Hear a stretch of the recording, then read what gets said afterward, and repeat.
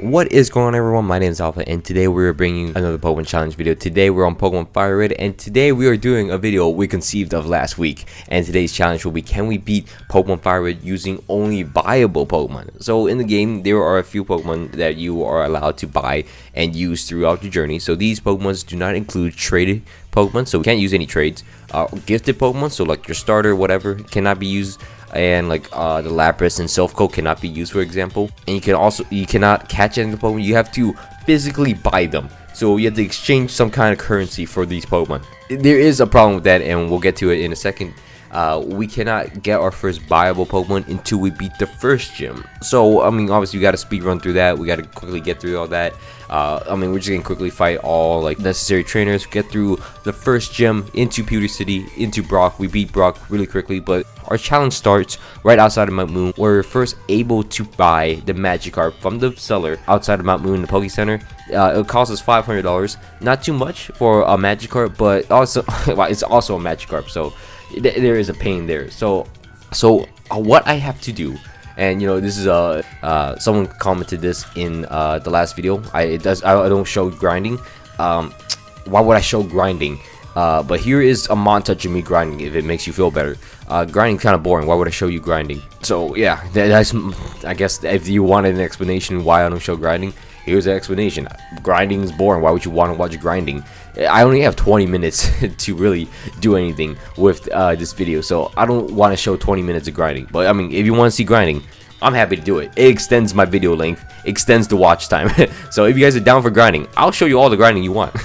Yo, that sounds good. That sounds kind of sus. Never mind. Hold on. Grinding? I will show you all the grinding I want. So anyways, if you guys do enjoy this type of video, don't forget to leave a like, comment down below some challenge ideas, and also subscribe if you guys are not already. We're very close to 9K, so thank you so much for all the support. Anyways, let's get into how we're gonna train up our Magikarp. As you can see in the background, we're obviously just slowly training up our Magikarp.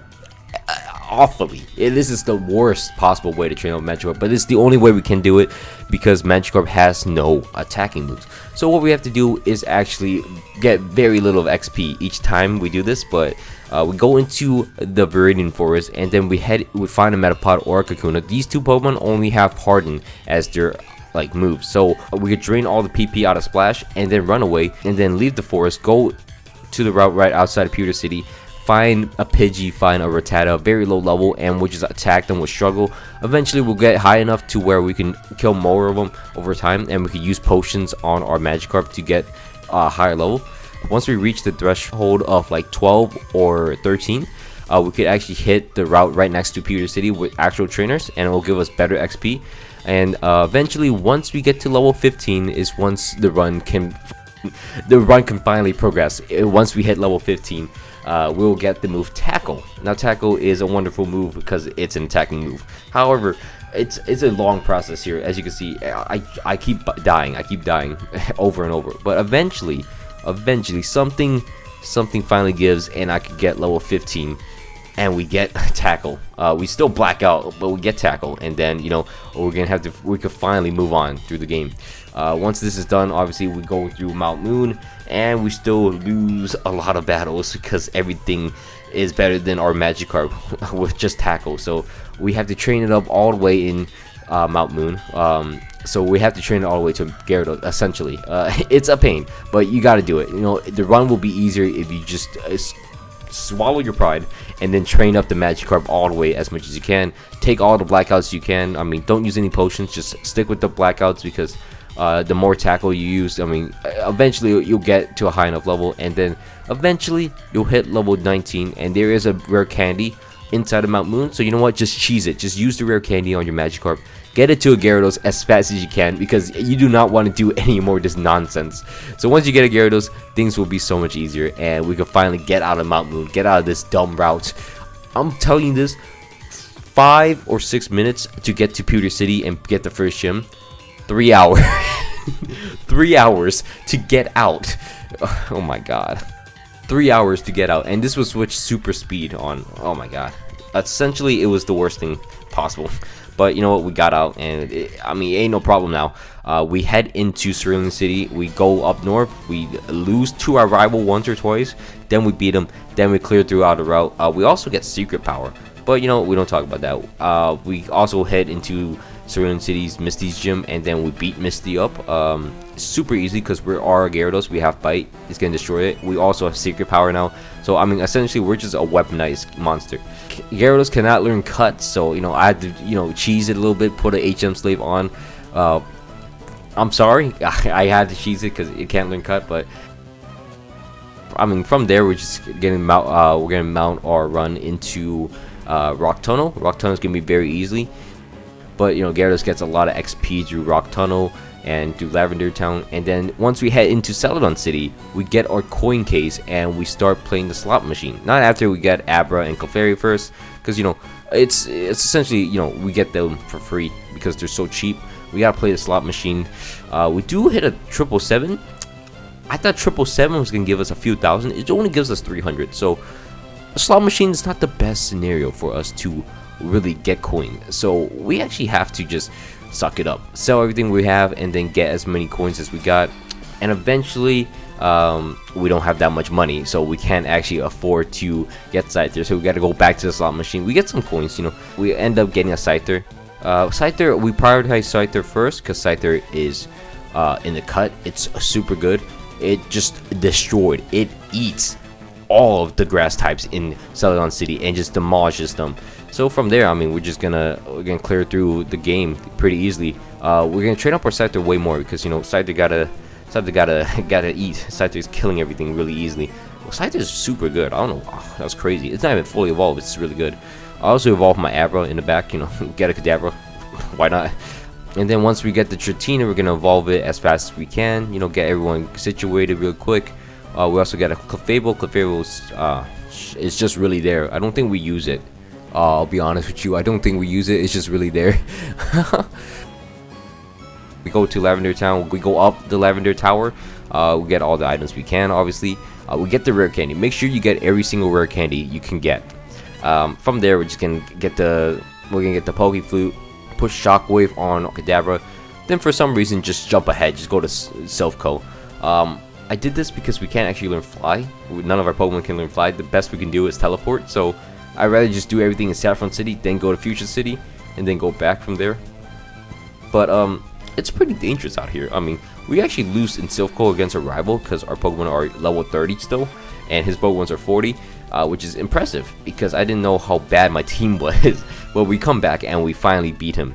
I put Hyper Beam on my Gyarados because Hyper Beam in this game, physical move, will knock down his entire team. Gyarados with Hyper Beam is a monster, and Clefable gets a level up. That's about it. That's all. It's everything new that's gonna happen. And then from there, I'm gonna, you know, get more XP, beat down the Fighting Dojo, and then head into the Psychic Gym, beat down them with my Scyther. And Scyther's at a really clean level. I mean, it's really dangerous at this point. And I head into Sabrina's gym, clap through Pof or Kadabra, Venomoth, and then Mr. Mime comes out. I take a Psychic. I'm like, whatever, waiting to attack it, and I assume I was faster than it. I was not faster than it. Psychics me down, and I'm dead. So, you know, now I gotta play around with my Dragonair. It's not doing too well, so I'm like, you know what, Gyarados, please take a hit. Use Future Sight. I Hyper Beam it. It's about 9 levels higher than me, but it's alright. We beat it. We beat Sabrina. And from there, we're just going to train around Cycling Road and also the other route next to it, just to get some more levels. And then we head into Future City's gym, which is against Koga. Koga's can get eaten alive. Koga, this is the easiest Koga's ever been destroyed. So we start out with Kadabra. Starts out with a Coughing for some reason. That's his team. Well, I don't know why I said some reason. But Kadabra has Psychic now. Psychic Coughing, Psychic Muck, Psychic the other Coughing, and then Psychic the Wheezing, and then we gotta head into the Safari Zone. We go to the Safari Zone. We get our HM, which is Surf. We also get the Old Teeth because we want Strength, and we also want rare candies. And I understand this is a run for only buyable Pokemon, but if you see a Kangaskhan in the wild, it's a crime not to try to catch it. And this thing wanted me to catch it. It ate 13 balls of mine. Wait, hold on. No, it didn't eat my balls. No, it let me throw 13 balls at it. But it wanted me to catch it, essentially. Like, it wanted me to catch it, so I had to catch it. I only have a few more gyms left. I'm going to do as much training as I can. I'm going to prioritize training my Dragonair. That's why I went into Seafoam Island. and then I try to challenge the Articuno, and then the Articuno killed my Dragonair in one shot, and then for some reason decided not to attack my Scyther at all, because Scyther was, I mean, it's weak to ice as well, but it just decided, you know what, I don't wanna hurt it. So it's confusing me because Dragonair is one I'm prioritizing to evolve. Dragonair obviously evolves at 50. It's very close, it's 48. However, I'm going to obviously train as much as I can. Once I get to level 50, it's in the correct spot for me to finally evolve it. So once I get to level 50, which will be in Blaine's gym against the trainers, I get 50, and then I put all the rare candies I have onto the Dragonair and then evolve it to a Dragonite. This is what I used to do when I played through FIRERED, as like just for fun. I always prioritize getting a Dragonite right before the Elite Four. But right now, I got a Dragonite. It's easier now because I'm not playing on a Game Boy, and it's so much easier to train on hyperspeed. As dumb as that sounds, like if you just press down the speed button and then press A all the time, you'll get so many levels. That's why I don't show grinding, but we don't talk about that. Anyways, we head into the Blaine's gym, 7th gym in the game. Gyarados with his special move, even though he's a physical attacker, surfing down all of his Pokemon, and we just destroy him with Gyarados. Gyarados is a beast. Thank God we spend the time to train it. From there, we don't really go to where Bill wants us to go into Viridian City, the 8th gym leader of the game. It's a mixed bag of ground and poison, but you know, mostly ground, I guess. I don't know.